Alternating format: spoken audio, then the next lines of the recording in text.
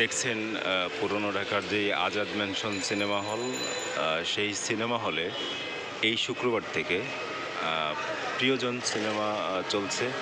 Sony কথাচিত্রের যেই প্রিয়জন cinema Mohammad হোসেনের নির্মাণ করেছিলেন। তো সালমান শাহর মৃত্যুর ৩০ বছর পূর্ণ হবে এই সেপ্টেম্বরে ৬ তারিখে। তো আজকে ৩০ বছর পরেও মানে যে নায়ক মারা গেছেন ৩০ বছর আগে, তার সিনেমা এখনও হলে চলে। এটা আসলেই খুব আনন্দের ব্যাপার সালমান শাহ ভক্ত বা দর্শকদের জন্য।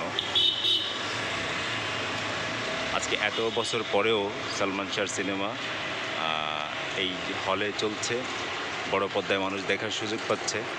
জানি না এই ডিজিটাল যুগে এই সিনেমার প্রিন্ট কীরকম, তবুও বড় পর্দায় যারা দেখেননি সালমান শাহর সিনেমা তারা দেখার সুযোগ পাবেন। এইটা একটা গুরুত্বপূর্ণ বিষয়। যারা এই সিনেমা বড় পর্দায় দেখেননি, হলে দেখার অভিজ্ঞতা নেই, তারা চাইলে এই পুরনো ঢাকার এই আজাদ হলে, ঢাকা ন্যাশনাল মেডিকেল কলেজের পাশে যে আজাদ হল, সেই আজাদ হলে তারা দেখতে পারেন। চাইলে আপনারা এসে এইখানে দেখতে পারেন টিকিট কাটার বিনিময়ে।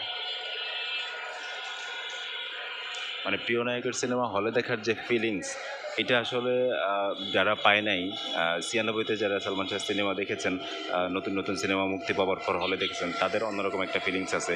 কিন্তু এই প্রজন্মের যারা সালমান শাহ ভক্ত, তাদের কিন্তু সেই ফিলিংসটা হয়তো বা নেই, কারণ তারা বিভিন্ন মানে মাধ্যমে হয়তো বা দেখেন, ওটিটি প্ল্যাটফর্ম বা ইউটিউবে দেখেন, তো টেলিভিশনে দেখেন। কিন্তু হলে দেখার যে ফিল, সেটা কিন্তু পাওয়া যাবে না মানে ইউটিউবে বা অন্যান্য মাধ্যমে। তো চাইলে আপনি এই সিনেমা হলে দেখতে পারেন।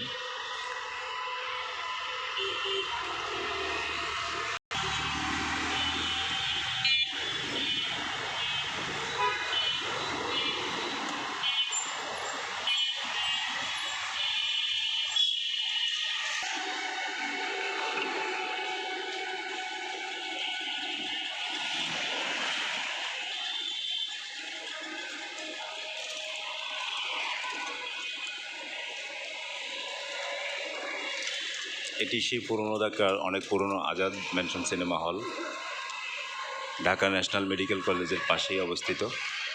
তো সেই আজাদ সিনেমা হলে চিত্রনায়ক সালমান শাহ, শিল্পী এবং রিয়াজ অভিনীত প্রিয়জন সিনেমা, যেটি মোহাম্মদ হোসেন নির্মাণ করেছিলেন সনি কথাচিত্রের ব্যানারে, সেই সিনেমা এখনই আজাদ সিনেমা হলে চলতে শুক্রবার থেকে। তো এই সপ্তাহব্যাপী চলবে। যারা দেখার আগ্রহ আছে যাদের, তারা চাইলে এই হলে এসে দেখতে পারেন।